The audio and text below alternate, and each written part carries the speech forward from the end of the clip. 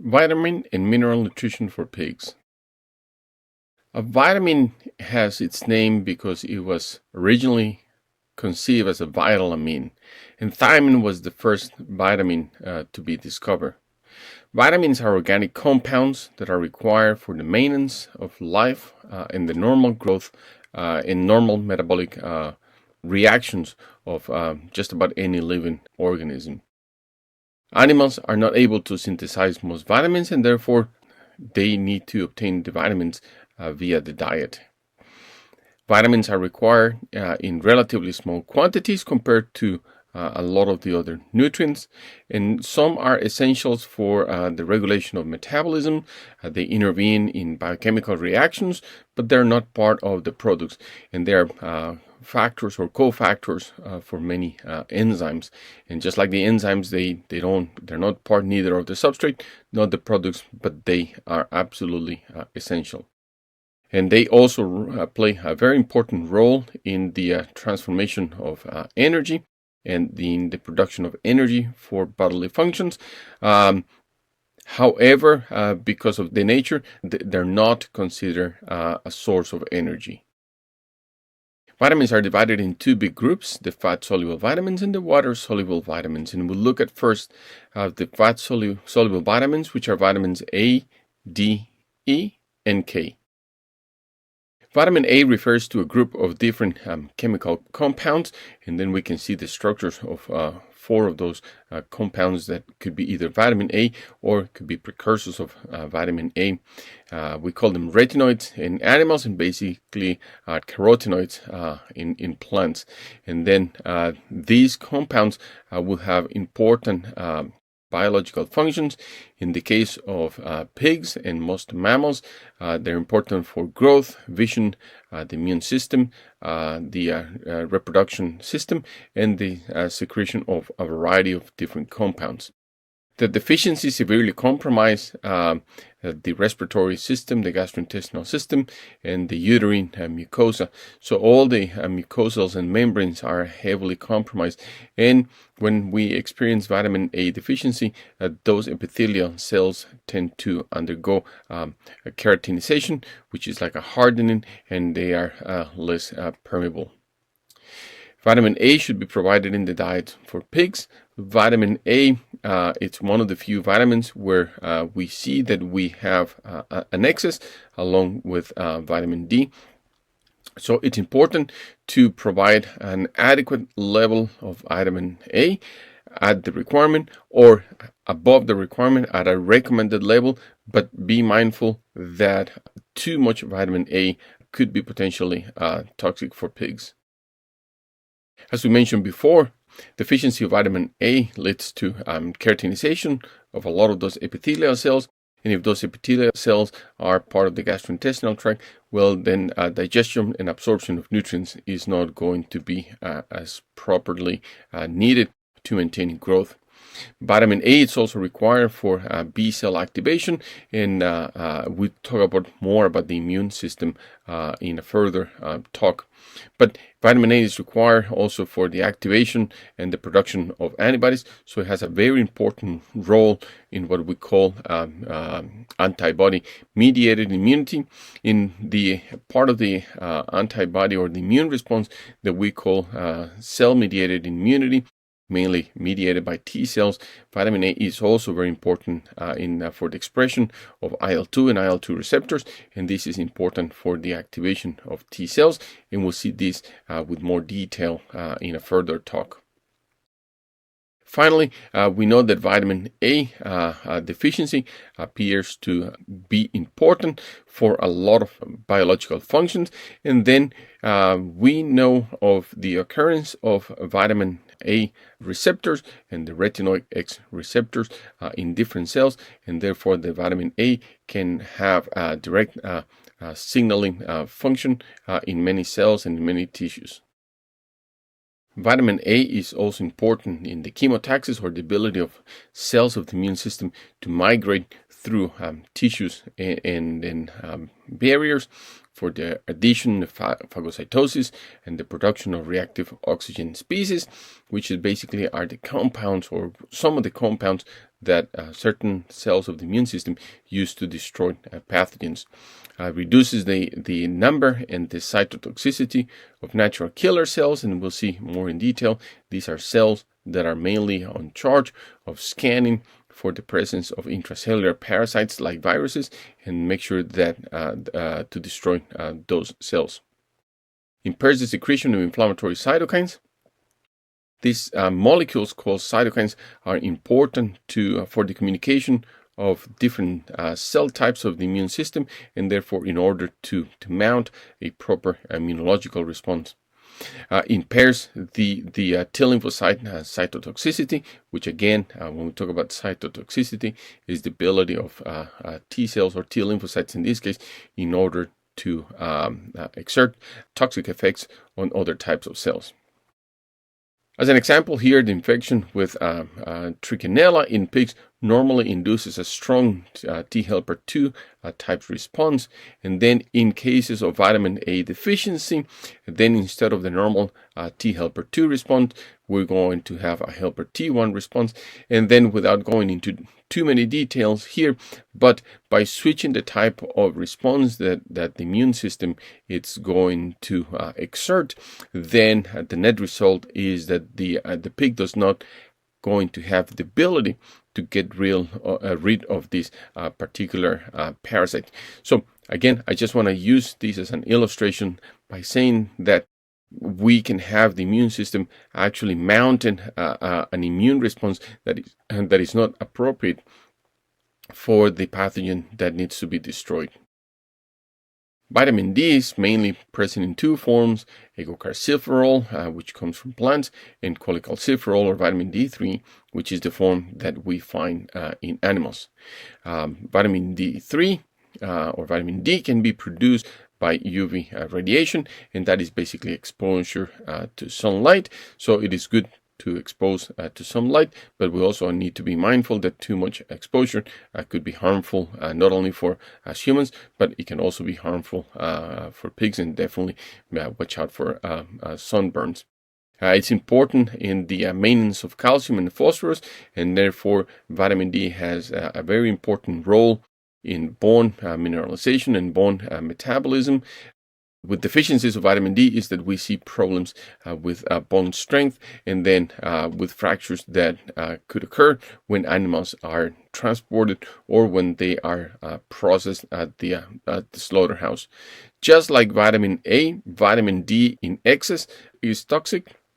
The advantage is that both vitamin A and D, as well as the rest of the vitamins, are normally supplied as a vitamin and mineral premix or a vitamin premix, and therefore it's harder to incur in extremely high levels of just one particular vitamin. So toxicities are very, very rare in pigs. They're also very rare in humans, but they can happen.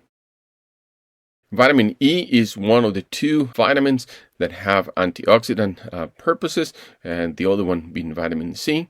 Vitamin E is very sensitive to light, and it's one of the reasons why we always recommend for vitamin and mineral premixes to be stored in places that are dry, that do not come in contact with sunlight, and also that these places are dry, so we avoid humidity problems. Alpha tocopherol has the maximum biological activity. Vitamin E protects basically the cellular membranes from oxidative damage, and that's why we call it like has an antioxidant capacity. In the case of deficiency, it may impair the proliferation of lymphocytes, which are cells of the immune system, and this has been reported in pigs that have been challenged with salmonella. Vitamin E and selenium supplementation increase antibody production and lymphocyte proliferation. So when we talk about the antioxidant compounds, we mainly refer to vitamin E, selenium, and vitamin C, and we'll talk more about vitamin C, and then we'll talk more about selenium later on this talk.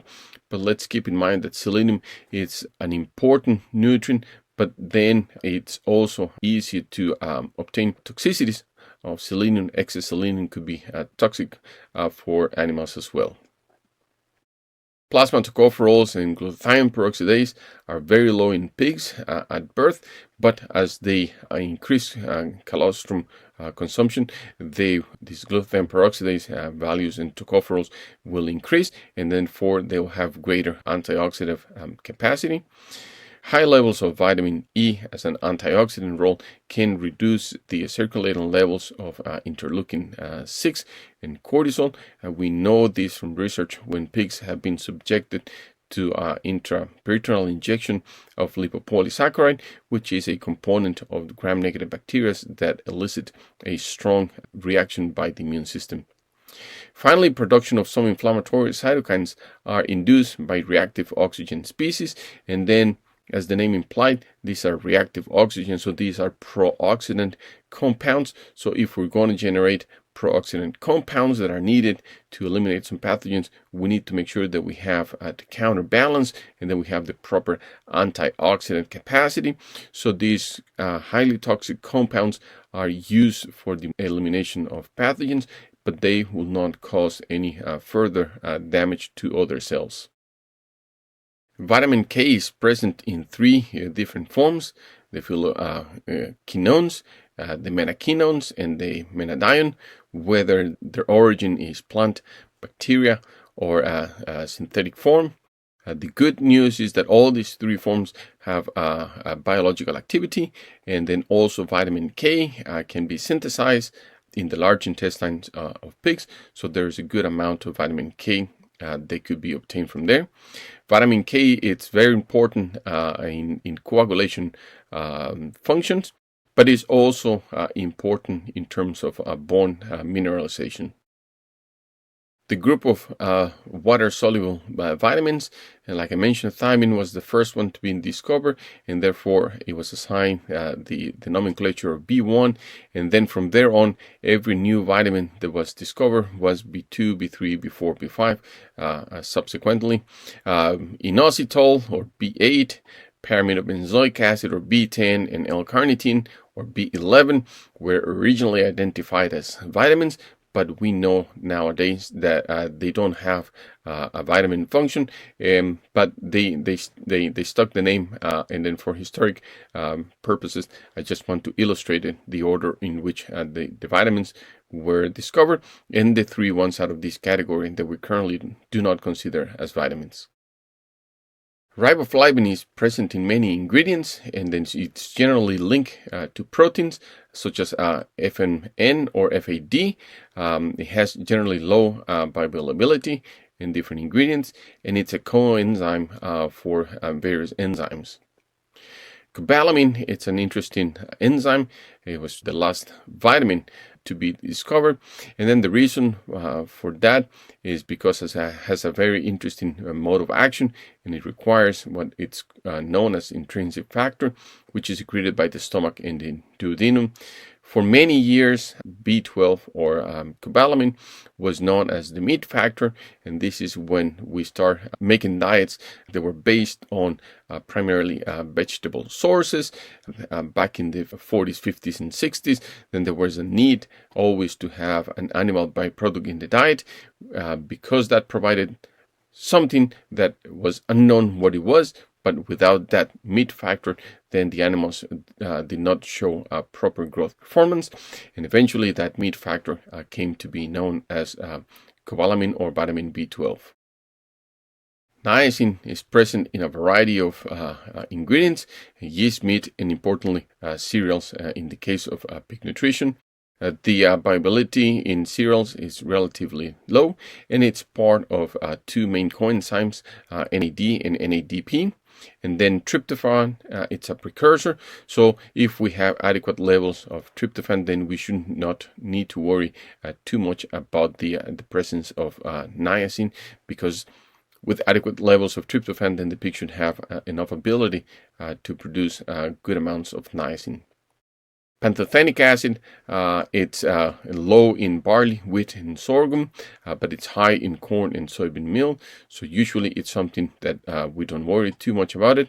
Deficiency can cause a variety of disorders, from neurologicals to fatty liver to hair loss, and a very particular condition in pigs that is called goose stepping of the hind legs, and that's pigs will be walking in a very funny or particular way where the hind leg is actually raised pretty high. But for most commercial feeds nowadays, we use a vitamin premix, and usually we don't have problems with vitamin deficiencies. Choline, it's another important compound, and therefore in the list of vitamins. Methionine deficiency tends to increase the requirements of choline, because choline will have a role in one-carbon metabolism and also in methylation, and therefore it's important, and it's somehow tied to the levels, particularly when in deficiency by methionine. Must be supplied in the diet, and then most cereals have an acceptable values for viability of choline. Thiamine, or B1, the first one to be discovered, it's present in good amounts in grains that we provide in the diets for pigs. It's part of one coenzyme. It's important in the metabolism of carbohydrates and proteins. It's very sensitive to heat, but cereals and oilseeds contain adequate levels. So normally speaking, thiamine, it's a vitamin that is normally not present in vitamin premixes.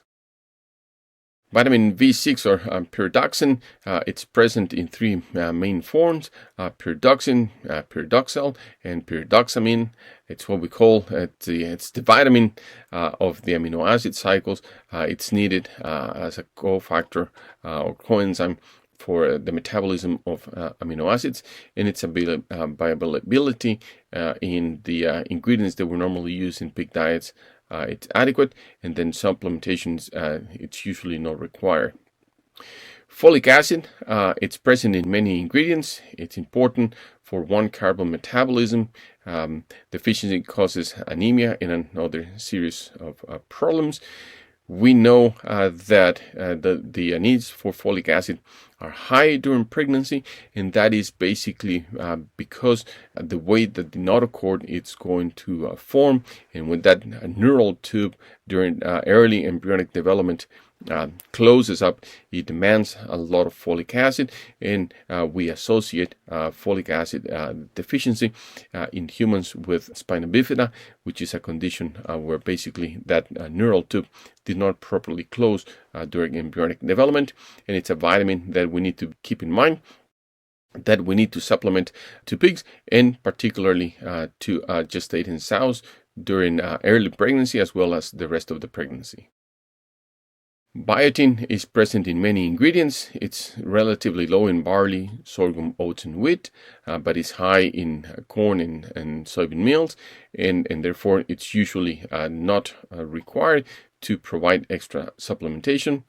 It's a coenzyme in the metabolism of carbohydrates and in the Krebs cycle, and deficiency of biotin, it's rare. Vitamin C is the other vitamin that we associate with antioxidant properties, along with vitamin E, and then basically the cycle of the three-legged stool for antioxidant capacity, dietarily speaking, is vitamin E, vitamin C, and selenium.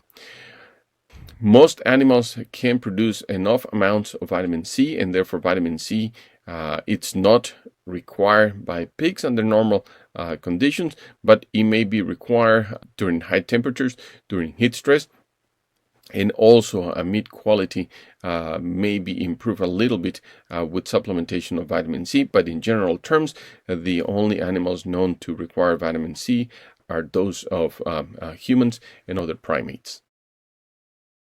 If we summarize a little bit of some of the points that we have touched about, vitamins are divided into two large groups, which are water-soluble and fat-soluble vitamins. Which of the vitamins is the one that we tend to associate with the metabolism of calcium and phosphorus, and therefore with bone mineralization? And that would be vitamin D. And we can say these two vitamins have antioxidant functions, and we named them several times. And these two vitamins are vitamin C and vitamin E. And then the third leg of the antioxidant component from a nutritional point of view will be selenium.